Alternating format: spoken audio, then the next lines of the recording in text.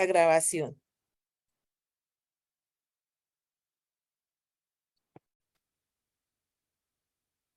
Bien. Entonces, María Teresa, muchísimas gracias. Estás en un espacio de la Universidad Nacional Abierta a Distancia. Las personas que participan en esta experiencia son personas ávidas de conocimiento y con un buen bagaje profesional. Esperamos poder disipar nuestras dudas y poder adquirir muchísimas herramientas de parte tuya en este encuentro. Siguen entrando personas. Por favor, enciende tu micrófono. Señora. Perfecto. Te dejo con el auditorio entonces. Mil gracias. Buenas tardes a todos. Es un placer estar con ustedes compartiendo. La función es Fundación Vida por Amor a Ella. Esta fundación, voy a ser aquí indiscreta y me van a regañar, pero esta fundación es dirigida y cofundadora Diana. Para ustedes es estudiante de psicología, para mí es mi jefe y amiga. La idea es tratar de compartir un poquitico con base en la experiencia las cosas que nosotros hemos encontrado que pueden ser factores protectores de nosotros ante las pérdidas. A mí me fascina que prendan cámaras, así que el que quiera prender cámaras como Bernardo, bienvenido sea, me fascina ver caras. Si no pueden, pues acepto perfectamente que no lo hagan, pero pues les comento lo que a mí me gusta. A mí me gusta ver a las personas que están conmigo. Bueno, entonces tratemos de iniciar por desarrollar este tema que tenemos aquí pedacito por pedacito. Vamos a dilucidar cada una de las partes de ese título. Gracias, ayer, Humberto. Primero, ¿qué es una pérdida? Para poder hablar de pérdidas tenemos que partir que algo teníamos. Si no teníamos, no hablamos de pérdida. Y hay muchas formas de sentirse uno que pierde algo. Unas cosas físicas y otras son simbólicas, afectivas, pero pues tengo que tenerlo, tengo que sentirlo como parte mía, como parte evolucionada para poder hablar de pérdidas. Una cosa sencilla de mirar cómo vemos nosotros las pérdidas es cuando se nos pierde algo, bien sea que nos lo roban o bien sea que se me pierde algo. Gracias. Y tengo otra persona que me prendió cámara que no alcanzó a leer, otras dos personas, qué rico, delicioso que me prendan cámara. A propósito, tal y como les dijo Dianita, el que quiera interrumpir en cualquier momento, abre su micrófono y interrumpe sin problema. Si se me pierde la onda, ustedes me ayudan a encontrarla otra vez. ¿De acuerdo? Entonces, cuando nosotros hemos perdido algo, tenemos unas sensaciones bien importantes ante la pérdida. Entonces, ¿qué tipo de pérdidas tenemos? ¿Qué sensaciones tenemos? Eso se lleva emocionalmente. Cuando, por ejemplo, a mí se me pierde un objeto, una cosa, el esfero que compré en la esquina, para mí es una pérdida intrascendente, una pérdida que emocionalmente no me implica nada. Lo máximo será caracha, me quedé sin con qué escribir. ¿No es verdad? Entonces me toca buscar otro elemento que me sirva para escribir. Pero si por casualidad ese objeto que se me pierde, ese esfero que se me pierde, fue el esfero que me regalaron cuando me gradué, o cuando cumplí determinada edad, o me lo regaló una persona muy especial para mí, uy, cómo duele. Cómo me duele, ay, mi esferito, ay. Sí, claro, porque ya hace una implicación emocional. Y ahí es cuando empezamos a hablar de duelo. Cuando ese tipo de pérdida, bien sea de objeto, de salud, porque muchas veces la salud, el no tener una salud en el momento también es bien importante para nosotros, perder esa capacidad de poder ser totalmente independiente o hacer determinadas cosas que hemos dejado de hacer, ¿sí? O perder a un ser amado por distancia porque se fue. Eso es muy viable en las que han sido mamás y sus hijos ya están grandes, y el hijo se va a estudiar a otra parte, o se va, se casa o se va a vivir con su pareja, sale de sus predios. Entonces ahí hay una pérdida por distancia. Cuando por obligación nos tenemos que desplazar, porque nos sacaron a las carreras donde vivíamos porque nos amenazaron. Ahí hay una pérdida de un sentido. Hay muchas pérdidas en la vida que nosotros tenemos, y no solamente la muerte. Cuando uno habla de duelo, uno piensa, se murió. Pero no, hay otros tipos de pérdidas que generan hacer un duelo. Un ejemplo sencillo que me sucedió a mí hace relativamente poco, y es que me salió un tumorcito de 2 milímetros en un nervio del pie. Eso implicó que nada que esté cerrado en mis dedos del pie me lo aguanto, porque el dolor es salvaje. Y yo andaba siempre de tacones. Y de tacones, tacones, los señores tacones. Porque para mí verse uno elegante es ponerse tacones. Y desafortunadamente me tocó decirle adiós a mis tacones. Después de toda una vida, porque estas no son gratis, esas son de verdad, ni pintadas. Después de toda una vida utilizar tacones, me tocó decirle adiós a mis tacones. Y no crean que no me costó trabajo, y no me ha costado trabajo a mí pararme frente a un auditorio con unos zapatos planos, con la punta ancha, porque es que tienen que tener la punta ancha. Lo grave es la punta, no es el tacón, sino la punta. Yo me siento mal arreglada. Para mí me cuesta trabajo hacerlo, entonces es un duelo que he hecho, que de hecho lo he hecho. Hay muchas formas de hacer duelo. Y el duelo es cuando me implica emocionalmente algo. El ejemplo que les puse, hay una situación emocional personal, de mi integridad personal, de mi autoestima, de mi autoimagen. Y hay muchas cosas que nos generan ese proceso. Cuando nosotros hablamos de emociones, tenemos respuestas y conceptos de emociones tanto a nivel sencillo como a nivel complejo. A nivel sencillo podríamos hablar de la emoción que llega simplemente aquí a la base, a nuestro cerebro rudimental. Y emoción compleja es cuando ya implica el manejo de la corteza cerebral. La emoción es un proceso fisiológico, cuando no lo creamos, que llega un mensaje de algo que sucedió en mi entorno, algo, cualquier cosa que sucedió en mi entorno, lleva un mensaje a mi cerebro y me dice, estás sintiendo algo, me lleva a reaccionar. Por ejemplo, dolor. Si a mí me pellizcan y va el mensaje a mi cerebro y me dice, eso se llama dolor, estás sintiendo dolor, y me lleva a actuar. Si solo llego a mi cerebro rudimentario, mi cerebro animal, como diría yo, pues va a ser una reacción de un golpe fácilmente de un ataque. Voy a atacar al otro. Pero si ya lo proceso a nivel de mi corteza cerebral, voy a tener una serie de respuestas más acordes con la situación actual. Cuando yo hablo de una pérdida que implica algo emocional, estoy hablando de duelo.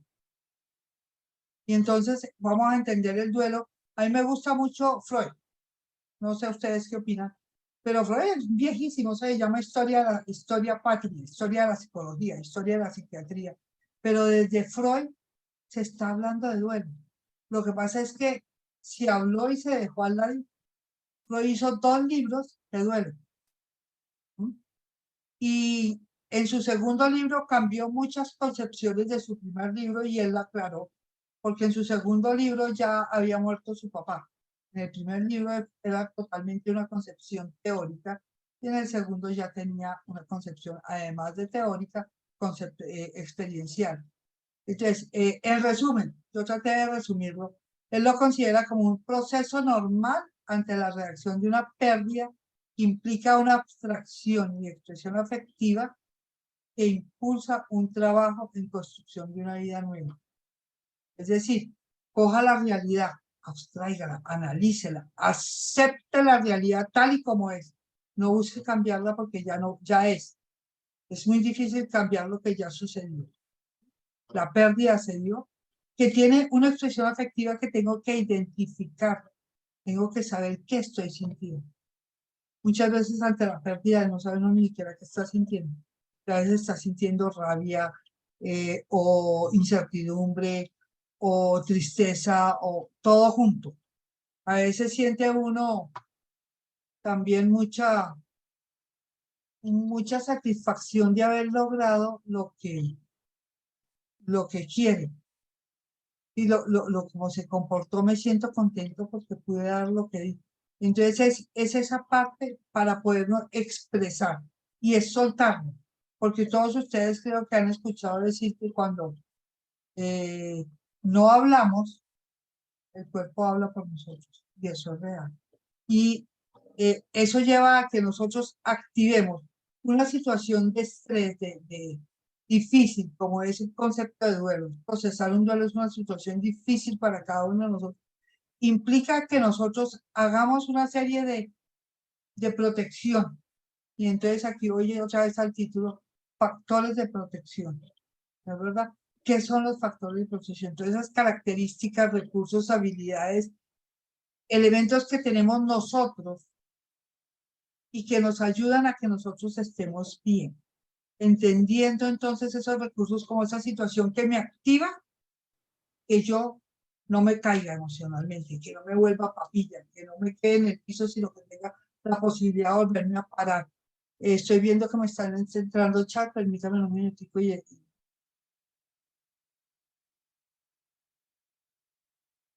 ya alguien.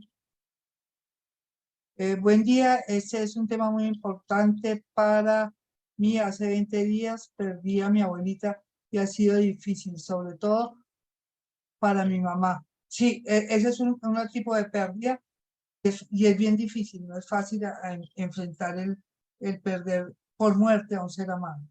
Uno nunca está preparado para una pérdida. A nosotros no nos educan para eso. Entonces, pero nosotros contamos con esos factores que nos ayudan a salir adelante, esos factores que nos dan el bienestar a cada uno de nosotros. Y ahí vamos a entender que salud mental no es la ausencia de enfermedad, no es la ausencia de una patología, es la capacidad que yo tengo para tener un bienestar propio, de caerme, levantarme, recuperarme, poder funcionar. Eso es salud mental. Y hay momentos en que mi salud mental se está inestable, y porque mi mente funciona igual que mi cuerpo, es una unidad. Hay momentos en que me estoy sintiendo como maluca, como que tengo gripa, y algo hago. Me abrigo, me pongo tapabocas, me cuido, me tomo un acetaminofén si tengo escalofríos, si tengo dolor. ¿Sí? Algo hago. Igualmente, a nivel de nuestra salud mental, algo tengo que hacer. No me puedo quedar esperando a ver qué pasa. Y ese es uno de los grandes riesgos que tenemos muchísimo nosotros cuando hablamos de salud mental, es que nos quedamos quietos o nos quedamos calladitos que nadie se entere. Y desafortunadamente, nuestro cuerpo es uno completico y la mente y el cuerpo funcionan junticos, eso es parte integral. Como les decía yo, es que nuestras emociones funcionan a nivel nervioso, el sistema nervioso, el sistema digestivo, el sistema respiratorio, el sistema cardíaco. Miren, si alguno de nosotros nos da un dolor en el pecho, lado izquierdo, y se nos duerme el brazo, nos cuesta trabajo respirar, lo primero que dice uno, hay un infarto, socorro. ¿Y qué hace uno? Córrate para la clínica, pero de una, ¿no? Si yo tengo una inestabilidad emocional que me causa un dolor muy fuerte, una tristeza, siento que no me puedo levantar porque no tengo ni ganas de moverme, porque es que el día es bonito, pero yo lo veo oscuro, ¿qué hago? Ay, no, mija, póngase ánimo, eso es que usted no quiere hacer nada. Ojo, lo mismo que el infarto, corra, busque ayuda, porque lo necesita. Necesita el especialista para eso. Pero el especialista, ¿a qué llegamos nosotros? A activar estos factores de protección que tenemos cada uno de nosotros, porque nosotros lo tenemos en nuestro quehacer. ¿Y cómo lo vemos? En los diferentes espacios donde nosotros nos relacionamos. En el crecimiento físico. Físicamente vamos creciendo y vamos creciendo cuerpo y mente a la par. Eso no crece una cosa y otra no. Y crece una primero y otra después, estamos graves. Ahí hay una patología por medio. Y una patología que seguramente tiene que ver con el desarrollo cerebral. ¿Listo?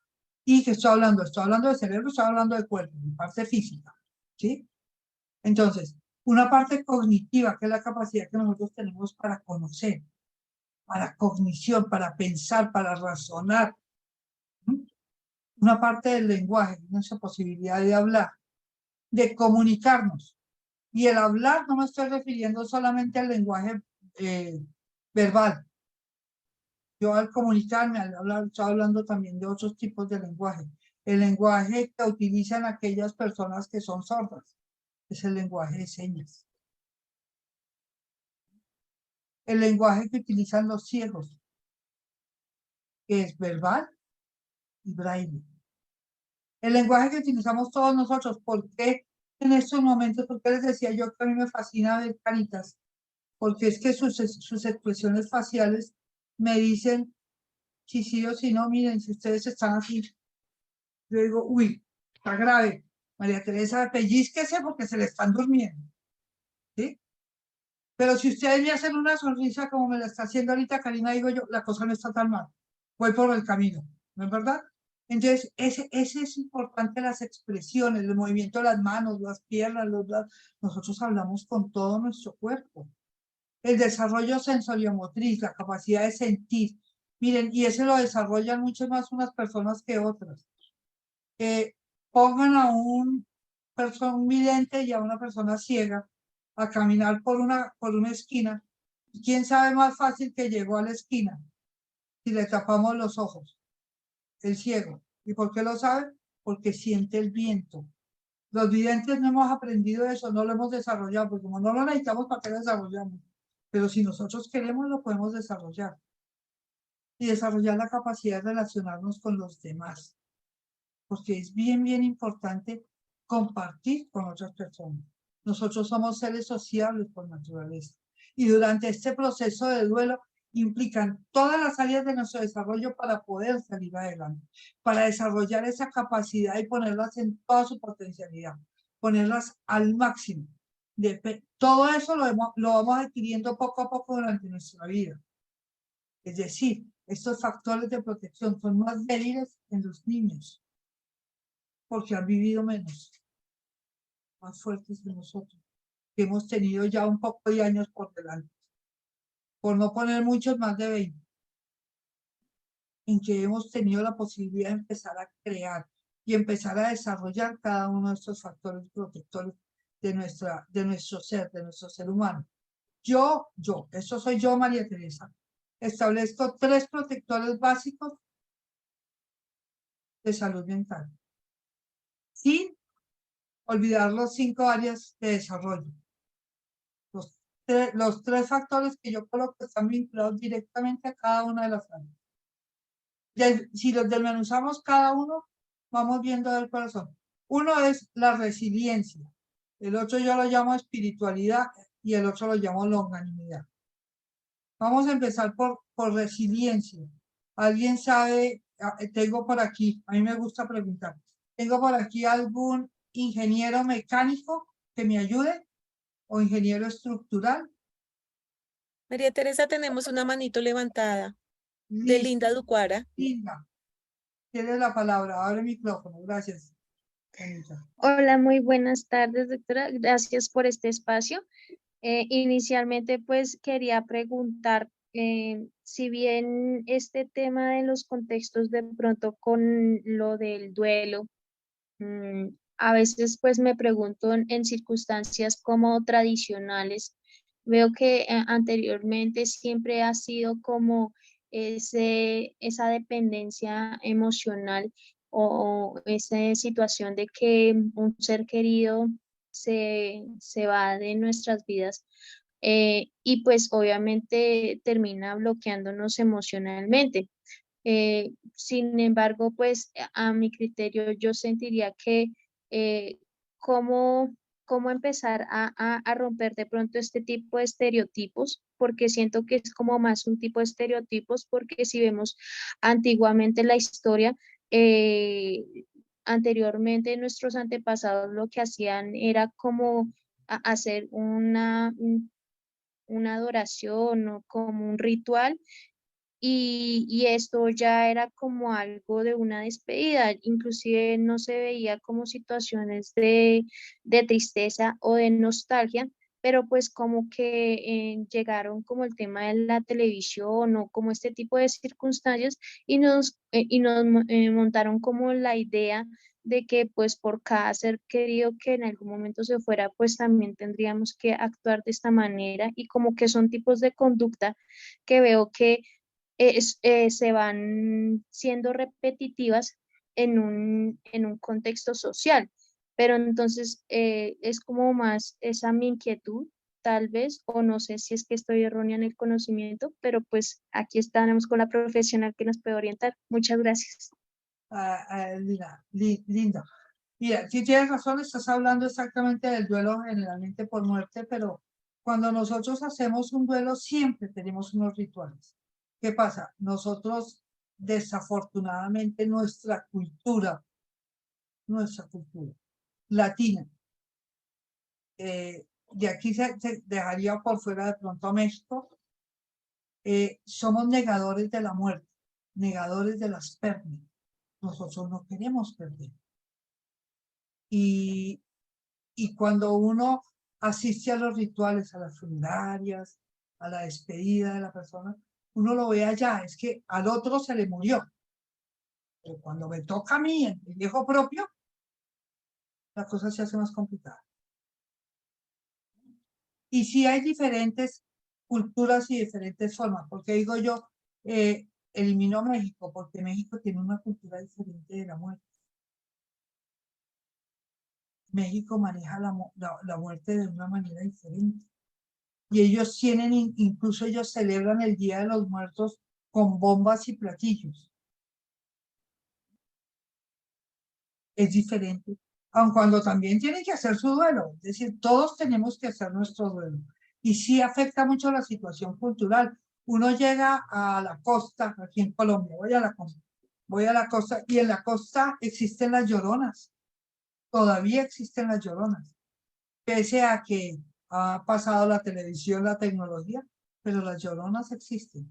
Las lloronas son personas que se contratan para llorar al fallecido, ¿no? Y hay otros sitios en donde existe más bien la música. Entonces se le lleva serenata al fallecido y se le lleva mariachis o tríos o vallenatos o tumbadoras para que canten en honor al fallecido. Mateo. Pero esos son eventos rituales que son importantes y siempre se recomienda que exista un proceso de despedida, de ritual para la despedida. Y muchas veces uno solo no es suficiente. A veces necesitamos varios. A veces necesitamos, además del entierro, único corriente que hacemos nosotros, muchas veces aquí en Colombia predomina la fe católica, y entonces es la misa, o si es otra religión, pues la ceremonia religiosa y el entierro. Y muchas veces no es suficiente, muchas veces uno como persona individual tiene que hacer un proceso de despedida y empezar a hacer algunos rituales más. De hecho, en la fundación nosotros tenemos un taller muy hermoso y muy lindo, que para quienes estén en duelo yo se lo recomiendo, en época anterior a iniciar la Navidad. Es decir, cuando se está iniciando, que equivale más o menos al viento, este año va a ser el 29, no sé, 29 de noviembre, creo que noviembre, 26. Ya estoy mirando aquí el calendario. 26 de noviembre es el último sábado de noviembre para iniciar cómo pasar Navidad sin los seres amados ante una pérdida. Porque es un ritual nuevo, porque es una acción nueva y es un camino nuevo. Y ahí es cuando tenemos nosotros que activar nuestros factores de protección, los factores de protección que todos nosotros tenemos. Y vuelvo a mi tema. Perdón. aguarde un poquito de líquido, porque se me gastó la... Dianita, ¿tú me puedes ayudar con los chats si hay alguien que Sí, pregunta señora, aquí algo? estoy Porque es que pendiente. no, No te preocupes que estoy pendiente, cualquier cosa te aviso. gracias. La resiliencia es uno de ellos. Miren, la resiliencia es un término que viene de la ingeniería mecánica. ¿No? El origen del término es un término que viene de la ingeniería mecánica, que muchas veces también se aplica con la ingeniería estructural. Y un ejemplo muy sencillo es cuando estiramos un resorte, lo soltamos y el resorte vuelve a su punto normal. Pero fíjense que tenemos que estirar el resorte, es decir, tiene que suceder algo grande para que se dé. Algo grande físico común y corriente. En el lugar donde cada uno de ustedes está, pregúntense, ¿esta casa, este apartamento, este lugar donde yo estoy, es sismo resistente? ¿Cómo pueden responderse ustedes la pregunta? Hay dos maneras. Una, pues cuando yo llegué aquí pregunté y me dijeron que sí, o me dijeron o no me dijeron nada. La otra opción, que alguno sea ingeniero estructural y tenga los planos del lugar para poder mirar. Y la última opción y la más sencilla que nos podemos coger cada uno de nosotros, esperar que tiemble. Cuando el mundo se nos mueva y el lugar sigue en pie, decimos, es sismo resistente, aguantó. La resiliencia es eso, es ese aguante de que cuando estiran ese caucho y lo sueltan, el caucho vuelve a su lugar. Y muchas veces el caucho se demora en regresar a su lugar. El resorte le permite a uno resortar, moverse, acomodarse y volver a su lugar. Eso no necesariamente es rápido, eso es despacito. ¿Mm? Es esa capacidad que tenemos nosotros de soportar, de adecuarnos, de dejarnos sacudir del mundo y volver a acomodarnos para poder continuar. Entendiendo ese término como tal, podemos agarrar cada uno de los 5 aspectos para empezar a desarrollar y a mirar en un ejemplo cómo se ve. Miremos los ejemplos. A nivel físico, habíamos dicho, ¿no es verdad? Habíamos hablado del desarrollo físico. Ahí.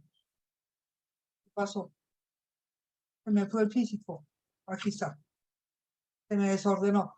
A nivel físico, piensen que cuando mis huesitos están normales, mis huesos funcionan divinamente bien. ¿Mm? Pero cáigase y fracture un hueso. ¿Qué hace el médico?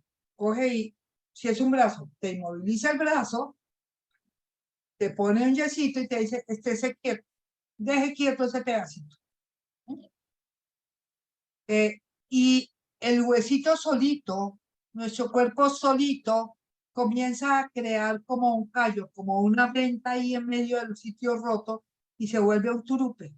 Por eso es que se llama callo. Y el hueso se remienda.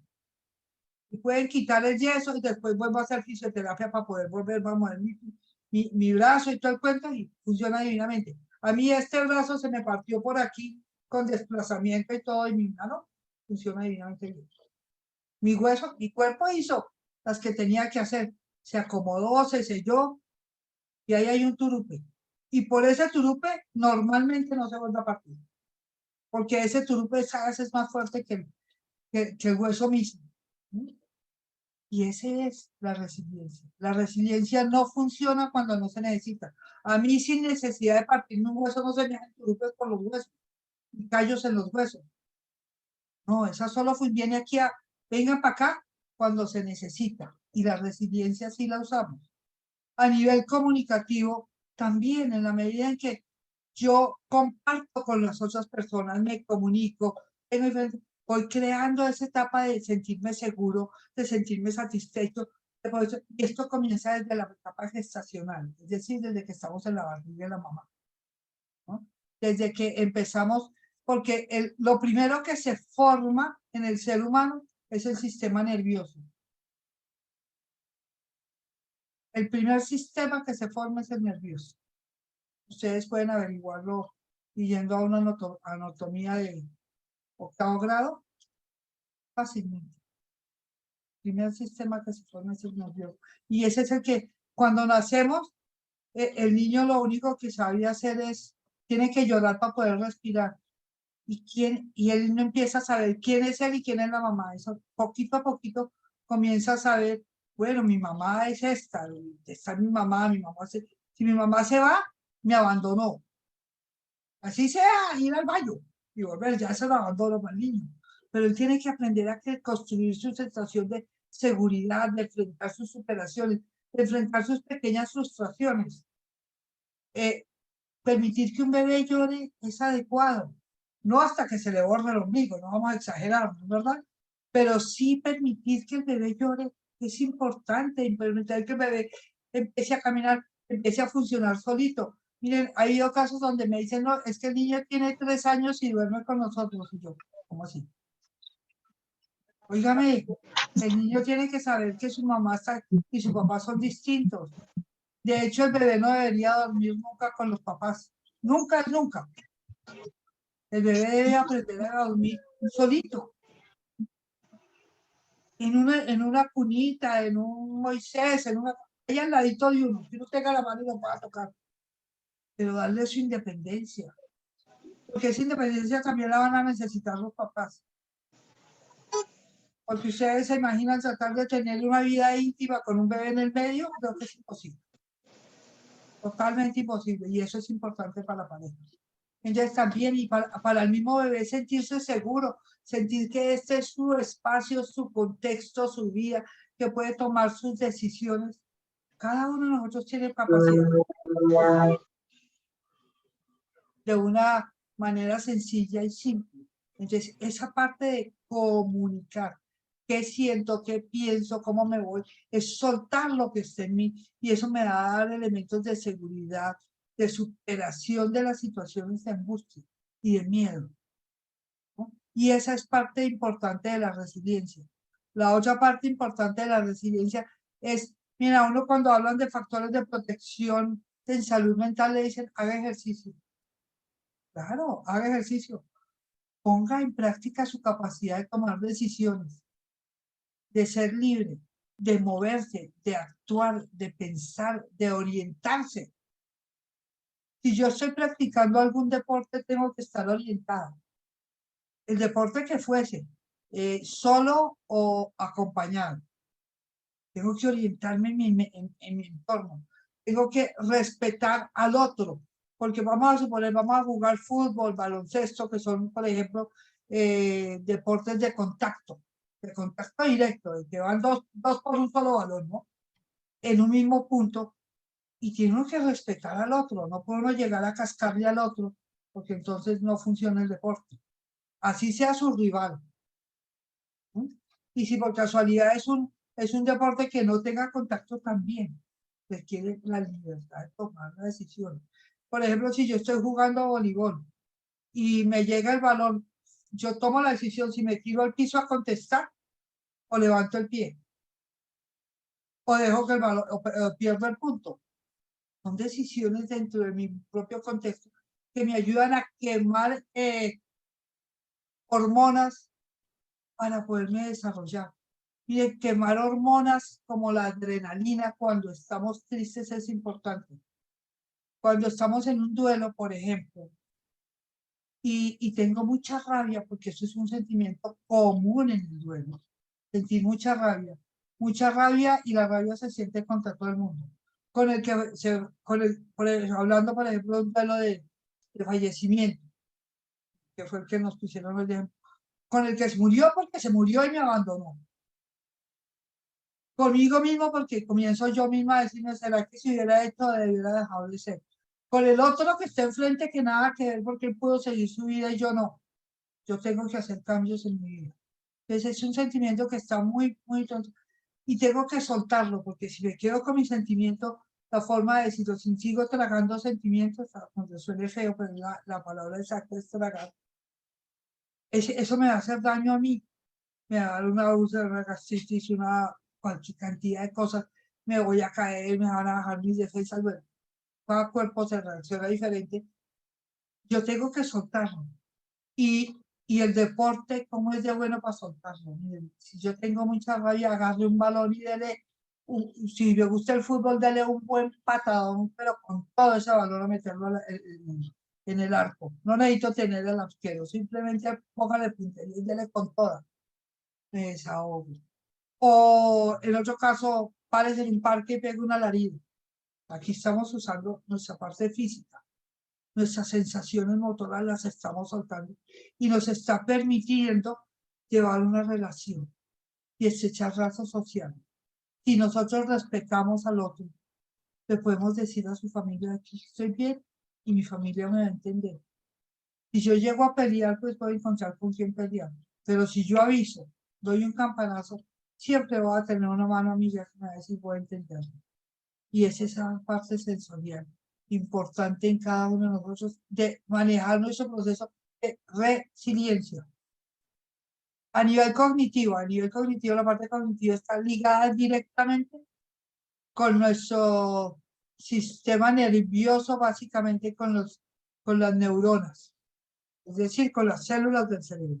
Miren, tenemos una parte que es la impronta, que ya la traemos desde nuestras gestaciones, pero también tenemos un funcionamiento neuronal, y un funcionamiento neuronal que es bendito. Miren, cuando nosotros tenemos un evento de pérdida que genera un trauma para nosotros, ¿Pablo quiere decir algo? Pablo Fernández. Entonces, cuando nosotros tenemos un evento de pérdida que nos afecta a nosotros directamente,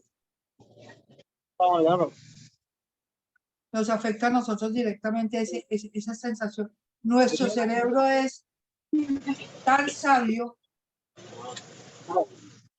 tan sabio, tan sabio, que nos genera una sensación, unas situaciones hormonales en nuestro cerebro, hormonas cerebrales, que nos llevan a ponernos como en una etapa de anestesia. Cuando está en el momento álgido, cuando te dan la noticia, cuando te dicen se murió, cuando te dicen tienes un cáncer, cuando tienes sí, cuando te dan una noticia así como que te deja fuera de contexto, nuestro cerebro nos anestesia. Y esa anestesia es como que el cerebro se va apagando de a poquitos, como que se cierra para que no nos duela tanto y nos permite seguir actuando. Y eso se puede ver en imágenes diagnósticas. Ya en un proceso de tomografía, ya las imágenes diagnósticas están tan evolucionadas que eso ya es comprobable. Que nuestro cerebro se apaga un poquito para permitirnos continuar. Por eso es que cuando estamos en un evento difícil, un evento traumático que requiere que nos se genere una pérdida, nosotros podemos continuar. Y después de ese evento traumático, a veces dice uno, uy, yo no me acuerdo. Y tiene unos baches de memoria que no se acuerdan. Y no se preocupe por volverse a acordar, porque no se va a acordar, porque en ese momento su cerebro se apagó un poquito para darle a usted la anestesia que necesita para poder funcionar y poder formar su proceso, hacer su formación, sus procesos de personalidad y sacar su personalidad y poder actuar con base en lo que usted tiene y en su camino. Entonces, María Teresa, sí, señora. un poquito de referencia a esos tres aspectos. Nos están preguntando en el chat. em, como un pequeño resumen, ¿sí? De cuáles son y qué son. La, Sí, a los ver. tres referentes. Nos quedan 15 minuticos. ¡Ay, madre mía! Les invito a responder, por favor, el link de asistencia a la encuesta. Madre mía, me van a matar, pero entonces voy a correr. La impronta biológica es aquello que nosotros tenemos a nivel genético. La formación neuronal es lo que nos va a permitir a nosotros hacer nuestras conexiones nerviosas y la construcción de nuestra personalidad tiene que ver con todo el proceso neuronal y de nuestro entorno, básicamente. Y voy a empezar a correr aquí. A nivel socioafectivo, ya más o menos hablamos de autoconfianza, autonomía, autoimagen, la capacidad que yo tengo para generar mis procesos emocionales. La otra era la espiritualidad, es la parte de mis principios, mis bases, mis criterios, mi fe, en qué creo yo, en qué me parto, en qué me apoyo, no estoy hablando de religión, Estoy hablando de contextos personales. ¿Cuáles son mis creencias? ¿Cuál es mi filosofía de la vida y de la muerte? ¿Cuáles son mis criterios y mis principios que me dan permanente? Y es fundamental apoyarnos en esa espiritualidad, apoyarnos en ella para poder salir adelante. Yo no puedo que mi acciones no tengan que ver con mis principios, porque no me voy a sentir bien, porque no voy a tener una verdadera salud mental, no me voy a proteger. Y la última es la longanimidad. Eso les dije que voy a empezar a correr. Longanimidad es un término que las imágenes me van a decir qué dice. Longanimidad, empecemos a desarrollar el término. Longa, largo, permanente. Longa, alargue. Animidad, la capacidad de ánimo que yo pueda poner, el esfuerzo que yo ponga para lograr algo y dar apoyo. Entonces, esa es esa situación que me permite a mí llevar con una serie de elementos personales que tenemos, de poderme consentir, de decir, oiga, téngase paciencia que va caminando, pero esfuércese, no se dé por vencido, sea generoso con usted mismo, póngale ánimo, póngale templanza, sea compasivo con usted mismo, y que conste que el compasivo no es el lastimero, son dos cosas distintas, no es pobrecito yo, es comprenderme a mí misma con pasión, comprender con pasión, póngale bondad, no se apalíe, no se dé totazos usted solo. Y muchas veces nos exigimos tanto que nos apaleamos nosotros mismos y no permitimos ese proceso de crecimiento largo, es esa capacidad de permanecer, porque es que un duelo no es el proceso mismo del ritual, de que se murió mi abuelita, como alguien decía, la enterramos y ya se acabó el problema. Sí, en ese momento del ritual, del sepelio, tenemos todos los amigos, todas las personas, pero pasan los 10 días, 9 días, todo el mundo desaparece, como si esto no hubiera pasado. Incluso hasta legalmente solo tiene uno una semana de incapacidad por problemas familiares, pero no más. Y después ya todo se espera que siga igual como estaba, y no, eso no sigue igual. Eso es un proceso muy largo y lento. Como decía la definición al principio que mencioné de Freud, proceso largo para que nuestra vida vuelva a tener un sentido y un camino nuevo y un proceso distinto. Entonces, recordemos que salud mental depende de nosotros, de cada uno de nosotros, de que pongamos en práctica la resiliencia, la longanimidad, la espiritualidad y que busquemos el propio bienestar para nosotros. Tanto así que es motivo de consulta en psicología cualquier cosa que te haga sentir mal. Cualquier cosa, de cualquier punto.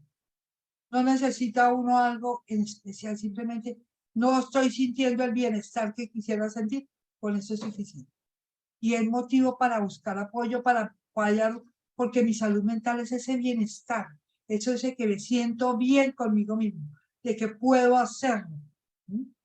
Y muchas veces me siento en auxilio. Activemos nuestras redes sociales, nuestras redes de comunicación. No dejemos que nuestra salud mental se desquebraje. Perdón, me lengua la traba. Vayámosla construyendo y vamos poniéndole reviendos a cada uno de ellos. Hay una poesía muy hermosa que les recomiendo que la busquen. Se llama, es un cuentico, se llama El corazón perfecto. No sé si hay alguna pregunta, ya que corrí como loco el último pedacito. De pronto repasar un poquito lo de los tres aspectos, la resiliencia, la espiritual, la longanimidad y por qué son tan importantes, ¿no? Para nuestro proceso y nuestra protección de nuestra salud física y mental. Listo. Son tres elementos básicos que hacen parte de mi ser integral como persona humana. Y esos tres me están permitiendo que yo avance en mi proceso de desarrollo y de crecimiento personal, independientemente de la etapa en la vida en que esté. me da la capacidad de volver a iniciar algo cuando me caí y permanecer en esa lucha, cuando yo hablo ya de la humanidad, permanecer en esa lucha, pero con base en mis principios. No es bueno cambiar de religión, cambiar de creencias, no. Apóyese en lo que usted cree. Yo no le puedo decir, mire, crea en Dios. Si usted no cree en Dios, pues, a ver, no tiene sentido. O crea en este Dios que profesa la fe judía o la fe católica o la fe maometana, no. O la fe cristiana, no. Crea en lo que usted tiene. Y con base en lo que usted ha creado en su vida y en su desarrollo familiar, contextual, cultural, apóyese en eso. No huya, apóyese en eso. Apóyese en su espiritualidad, en sus criterios y en sus principios. Miren, el duelo funciona igualito que como funciona la vida misma. Si yo voy a una empresa a trabajar y resulta que en la empresa me ponen a hacer una actividad con la cual para mí no es ética, yo no voy a estar bien, no me voy a sentir cómodo haciendo. Por decir algo, me pusieron a modificar un documento para que parezca que no se modificó. Eso para mí es antiético. Y para la ley también, ¿no? Y no lo hago porque me tocó hacerlo, porque me mandó mi jefe, porque si no me votan y yo necesito la persona. Yo voy a sentir, voy a tener un bienestar estando trabajando en ese lugar. No, seguro que no, porque va en contra mía. Si para mí, no, ese es un problema que lo hacen muchos, eso no tiene problema, pues voy a continuar ahí sin ningún problema y no me dejan ningún bienestar, porque ese es su principio, los principios éticos y morales, de cada cual. Y yo no puedo decir uno u otro. Y hay muchos contextos que podemos hablar. Pero, es decir, si para mí robar no es robar, sino tomar prestado, pues hágalo. Pero si para usted robar es robar, pues no se va a sentir como robar. Entonces, es pártese en sus propios principios. Yo estoy poniendo ejemplos cualquiera y que no tienen que ver con fe. Si yo le pongo principio de fe, para mí, por ejemplo, para mí, aquí estoy hablando a nombre de María Teresa como persona, no como profesional. Yo soy católico. Para mí, la muerte es un proceso donde predomina la resurrección, porque Jesús venció a la muerte. Ese es mi criterio personal. Yo me apoyo en ese. Si otra persona se apoya en el de ella, bienvenido. Pero apóyese en el que tenga. Yo no puedo llevar a que, por ejemplo, le trate yo de cambiar el contexto de fe a Paula, a Linda, a Bernardo. No, cada cual apóyese en su propio concepto de fe. De hecho, sería irrespetuosa si tratara de cambiar el concepto de fe de cada persona aprovechándome del momento del duelo. Sería totalmente irrespetuoso. Incluso yo diría que hasta antiético. Porque una cosa es lo que yo, mis criterios y otra cosa es el criterio del otro. Un ejemplo sencillo que tiene que ver con el duelo. El aborto. Para unas personas no tiene problema porque consideran que la persona no es persona hasta que no nace. Entonces, pues, ¿cuál es el problema? Ninguno. Pero para quien considera que es ser humano, desde el momento mismo de la concepción, sí es un problema. Pero yo no puedo llevar a que una persona decida una cosa o decida la otra de acuerdo a mi propio criterio. Ya tiene que decidir de acuerdo a su propio criterio y hacer su duelo de su propio proceso. Bernardo levantó la mano, te escucho. Gracias, doctora. Mi nombre es Bernardo, soy estudiante de Derecho. Yo entré acá porque realmente estoy en un proceso de duelos, pero tengo como una duda muy interesante en la conferencia. ¿Qué sucede cuando son muchos duelos? O sea, no es uno, sino y ahora viendo ese listado de duelos, entonces uno le suma más porque el duelo lo tenía yo en mi cabeza, en mi caso personal, por personas que fallecieron, ¿no? Incluyendo a mi mamá. Pero entonces es uno, dos, tres, cuatro duelos y ahora que veo tengo más, porque veo que el de la distancia es otro. O sea, ayer mi hijo se fue por allá a hacer su vida y hay momentos en que uno se bloquea. entonces uno se bloquea, ¿no? Incluso siente uno, y eso me ha venido pasando, y es que uno hasta suena el teléfono y antes era muy agradable ver una llamada y coge uno el teléfono y contesta, hola, ya suena el teléfono y empieza a sentir miedo, ¿no? Como, ¿qué pasó? ¿Qué me van a decir? No, ya no existe ese momento chévere de la llamada que uno esperaba o de la noticia que uno llegaba. Eso es uno, en esa parte, como ese miedo. Y la segunda situación es el tema de la concentración. Son tantos duelos, tantos golpes, tantas pérdidas que uno no alcanza a concentrarse. Entonces no sé qué posibilidades hay de un buen consejo. Estoy yendo al psicólogo, pero pues me quise meter a esto para otra Bienvenida, no ayuda. hay ningún problema. Todo sirve. Todo sirve. Gracias. Y hay una cosa importante, eso se llaman duelos múltiples. Y rara vez aparece un duelo único. Generalmente, un duelo conlleva otros duelos. Por poner un ejemplo sencillo, tú me mencionaste dos duelos que no tienen relación uno con el otro. El fallecimiento de tu mamá y el otro, el nido vacío. Así se llama. Cuando el hijo vuela, se llama el nido vacío. Ese es el nombre de ese duelo. Entonces, pero por ejemplo, si se muere mi pareja, tengo el duelo por el fallecimiento de mi pareja, pero también tengo el duelo de mi vida sexual, que se murió también con mi pareja. Porque en ese momento, esa situación se frenó y esa vida, ese pedazo de mí se murió. Hay que volverlo a renacer y volverlo a activar, ¿sí? Entonces, eso se llaman duelos múltiples y sí hay que manejar ese proceso de duelo en cada uno de los momentos.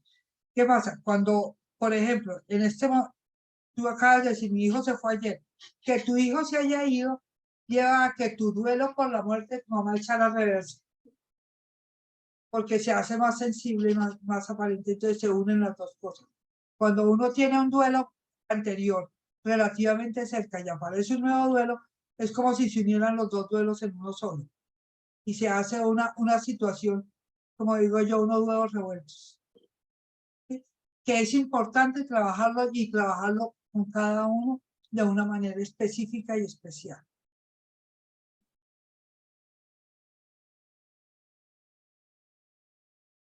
Ok, gracias. Bueno, María Teresa, te agradecemos inmensamente que nos hayas acompañado hoy, nos hayas aportado. Igual a todos los participantes les agradecemos muchísimo por la confianza, por participar el día de hoy y les invito muy especialmente a estar muy pendientes de las actividades, de las experiencias significativas que tiene para ustedes el sistema de bienestar integral UNADISTA, principalmente de su zona Centro Bogotá, Cundinamarca, que está desarrollando muchas actividades muy importantes para nuestro crecimiento personal y para nuestro cuidado en promoción y prevención. Entonces, la invitación es esta. El 9 de noviembre tenemos una experiencia sobre higiene mental, también muy importante, entonces les invito desde ya a esto. Les agradezco diligenciar el formato de evaluación y asistencia. Muchas gracias, Karina. Cristian, mil gracias. La grabación va a quedar en el, en el canal de YouTube de Bienestar de la universidad. Si alguien desea, aprovechen a Dianita y la fundación está a su servicio. Es una fundación sin ánimo de lucro que está dedicada a apoyar el proceso de duelo. Sí, con muchísimo gusto y como diligencia en el formato, pues allí mismo les podemos enviar las invitaciones a los encuentros que María Teresa les comentó. Bueno, no siendo más la experiencia significativa del día de hoy, me despido, no sin antes enviarles un abrazo fuerte y Gracias. toda la mejor energía para ustedes el día de hoy. Gracias, Gracias. gracias. Gracias. María Teresa, mil gracias. Gracias. ¿Me puedo preguntar? Pregunta. No me he ido todavía. No nos han cerrado. Doctora, disculpe, para hacerle Pregunta. una pregunta. Pregunta, Del- Liliana. Del nombre de la poesía, ¿es Es un poesía? cuentico que se llama El corazón perfecto. Ok, dos. Muchas gracias. Muy amable. Dios me la bendiga. Bien.